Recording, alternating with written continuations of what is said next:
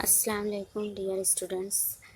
In previous lecture we can see the different physical quantities है ना, displacement, velocity, speed, acceleration, उसकी instantaneous value और average value ना, उसका फॉर्मूला। चैप्टर 3 में सेकंड लेक्चर में हम देखेंगे मोशन इन प्लेन के ग्राफिकल स्टडी ऑफ मोशन, यानी स्पीड, वेलोसिटी, डिस्टेंस, टाइम, ये सब का कर्व देखेंगे, ग्राफ देखेंगे कि मोशन जब परफॉर्म होती है, डिफरेंट टाइप्स ऑफ मोशन, तो किस तरह से ग्राफ बनेगा उसका। तो सबसे पहले हम देखेंगे motion of object by graph showing its position as a function of time. Time के साथ position of object in first diagram, position of object with time, है ना। तो एक्स एक्सिस पर हम ले लेते हैं टाइम, यहाँ पे देखो दिखाई दे रहा है, एक्स एक्सिस पर टाइम और वाई एक्सिस पर एक्स, यानी पोजीशन ऑफ ऑब्जेक्ट। अब ऑब्जेक्ट अगर मूव नहीं हो रहा है, ऑब्जेक्ट इज एट रेस्ट, तो उसका ग्राफ इस तरह से स्ट्रेट लाइन एक्स डायरेक्शन में बनेगा। ये ऑब्जेक्ट ऑल टाइम, यहाँ से T1, T2, T3 सब टाइम में ऑब्जेक्ट जो है वो मोशन में नहीं है, रेस्ट पोजीशन में है, तो इसका ग्राफ स्ट्रेट लाइन बनेगा, है ना। अब वही ऑब्जेक्ट अगर मोशन में है, ऑब्जेक्ट विथ यूनिफॉर्म मोशन, है ना, with uniform velocity along x direction, positive x direction, अगर यहाँ 0 0 से टाइम 0 पोजीशन 0 ले लेते हैं, यहाँ से पार्टिकल मूव होना शुरू हुआ, तो पॉजिटिव एक्स डायरेक्शन में एज टाइम इंक्रीजेस, टाइम यहाँ से जितना इंक्रीज होगा उसकी वेलोसिटी इस तरह से बढ़ते जाएगी, तो स्ट्रेट लाइन ग्राफ मिलेगा हमको अलोंग पॉजिटिव एक्स डायरेक्शन। अब अगर पार्टिकल जो है, it is object is in motion with non uniform, with uniform velocity along negative x direction. अभी हम पॉजिटिव एक्स डायरेक्शन में देखे थे, निगेटिव एक्स डायरेक्शन में अगर उसका ग्राफ बताना है, तो एक्स एक्सिस पर टाइम, वाई एक्सिस पर डिस्प्लेसमेंट, डिस्टेंस, यहाँ से पार्टिकल जो है वो उसका ग्राफ इस तरह से नीचे की साइड में बनेगा, है ना, निगेटिव एक्स डायरेक्शन, यानी as time increases graph is decreasing in decreasing order, है ना। यहाँ से जो है ग्राफ इस तरह से नीचे की तरफ बनेगा, ये velocity along negative x direction के लिए। उसके बाद थर्ड ग्राफ है, फोर्थ ग्राफ है, अगर particle non uniform motion perform कर रहा है या particle is oscillatory motion, performing oscillatory motion. Oscillatory motion means to and fro या अप एंड डाउन, तो कुछ वक्त के लिए पार्टिकल अप जाता है, फिर down up down up down, इस तरह से टू एंड फ्रो मोशन को ऑसिलेटरी मोशन कहते हैं। तो जब पार्टिकल ऑसिलेटरी मोशन परफॉर्म करेगा तो डिस्टेंस वर्सेस टाइम, इसका जो है ग्राफ इस तरह से बनेगा, कर्व जैसा, है ना, up down up down. Fifth condition ले लेते हैं, object in non uniform motion. Object अगर नॉन यूनिफॉर्म मोशन में है, मीन्स इसकी वेलोसिटी जो है इट इज़ इंक्रीजिंग, और कुछ वक्त के लिए सेम वेलोसिटी नहीं रहेगी, अलग अलग वेलोसिटी के साथ पार्टिकल जो है वो मूव होगा। सपोज T1 T2 टाइम, यहाँ से यहाँ तक, A से C तक, इस तरह से ग्राफ जो है यहाँ पे दिखाई दे रहा है, तो ये इतना एरिया ज़्यादा है as compare to T3 T4, ये कम टाइम में पार्टिकल जो है वो तेज़ी से मूव हुआ यहाँ पे, है ना। और यहाँ पे टाइम ज़्यादा लगा है, इसलिए ये कर्व यहाँ पे स्पेस ज़्यादा है। तो नॉन यूनिफॉर्म मोशन जब पार्टिकल परफॉर्म करेगा तो ये इस तरह से हम ग्राफ बताएंगे। वेलोसिटी चेंजेस विथ टाइम, है ना।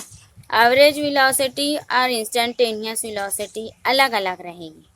क्यों? कि वेलोसिटी टाइम के साथ चेंज हो रही है। यहाँ पे वेलोसिटी कम थी, T1 T2 पर, T3 T4 पर वेलोसिटी बढ़ गई तो ये एरिया यहाँ का कम हो गया, है ना। तो एवरेज वेलोसिटी, अगर हम इस ग्राफ में एवरेज वेलोसिटी और इंस्टेंटेनियस वेलोसिटी कैलकुलेट करें या देखें कहाँ से मिलती है, तो स्लोप ए बी यानी T1 से T4 तक, ये स्लोप T1 से T4 तक ये जो स्लोप बना है, ये ए से बी तक, ये इतना, this is average velocity of particle, है ना। और इंस्टेंटेनियस वेलोसिटी क्या है? P Q slope, slope P and Q, ये वाली लाइन जो डार्क बनी है ये, है ना, ये है इंस्टेंटेनियस वेलोसिटी ऑफ ऑब्जेक्ट। तो यहाँ से स्लोप सी डी जो है, सी से डी तक, ये इतना स्लोप सिर्फ सी से डी तक, ये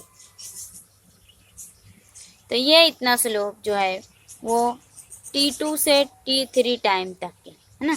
ये इतना स्लोप अलग है, ए बी स्लोप अलग है और ये स्लोप अलग है। तो इंस्टेंटेनियस वेलोसिटी और एवरेज वेलोसिटी अलग अलग हमको मिलेगी, क्योंकि पार्टिकल अलग अलग वेलोसिटी से, डिफरेंट वेलोसिटी से यहाँ पे मूव हो रहा है।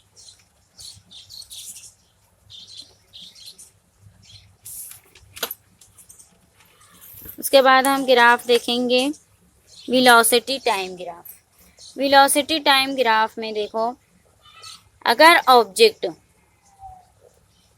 Moving with constant velocity, object is moving with constant velocity, यानी अगर यहाँ से ऑब्जेक्ट मूव होना शुरू किया और उसकी वेलोसिटी चेंज नहीं हो रही है, T1 से T2 तक हर वक्त उसकी वेलोसिटी सेम है, तो ये वेलोसिटी वर्सेस टाइम ग्राफ इस तरह से मिलेगा हमको। ये स्ट्रेट लाइन, है ना, और ये इतना area, it is means acceleration नहीं कर रहा है, बॉडी में एक्सीलरेशन नहीं हो रहा है, सेम वेलोसिटी से मूव हो रही है, तो हमको इस टाइप का ग्राफ मिलेगा, object moving with constant velocity. अब अगर ऑब्जेक्ट मूव हो रहा है velocity along positive x direction, है ना, object is moving with velocity along positive x direction with uniform acceleration along same direction, यानी यहाँ से पार्टिकल जो है T1 से T2 तक के, ये देखो ये graph, object is moving with uniform velocity along positive x direction. हम डिस्टेंस और टाइम का जो निकाले थे ग्राफ इस तरह से ऊपर की तरफ इंक्रीजिंग ऑर्डर में, तो ये वेलोसिटी का ग्राफ, V1 वेलोसिटी से यहाँ पे मूव हो रहा है एट टाइम T1 और यहाँ पे velocity V2 at time T2। Velocity uniform acceleration है, मीन्स वेलोसिटी टाइम के साथ इंक्रीज हो रही है ना, जैसे जैसे टाइम इंक्रीज हो रहा है वैसे वैसे वेलोसिटी भी इंक्रीज हो रही है। तो इसका ग्राफ इस तरह से हमको स्ट्रेट लाइन ऐसे मिलेगा। ये इट इज़ एक्सीलरेशन, ये इतना एरिया अगर हम कैलकुलेट करें तो its value is equal to acceleration, यानी टाइम के साथ वेलोसिटी भी इंक्रीज हो रही है अलोंग पॉजिटिव एक्स डायरेक्शन। अब अगर टाइम के साथ वेलोसिटी डिक्रीज हो रही है, object moving with velocity with negative uniform acceleration, यानी वेलोसिटी जो है वो डिक्रीज हो रही है, रिटार्डेशन यहाँ पे एक्सीलरेशन का, V1 वेलोसिटी और टाइम T1, ये देखो यहाँ पे।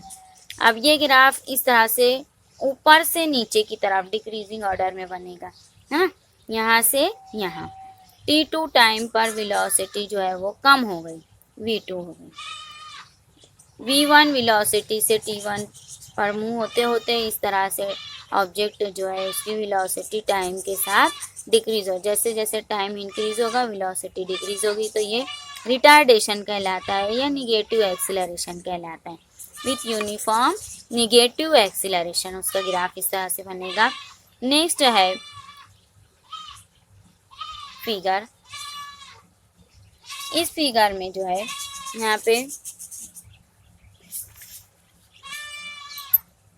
Object moving with non uniform acceleration, object moving with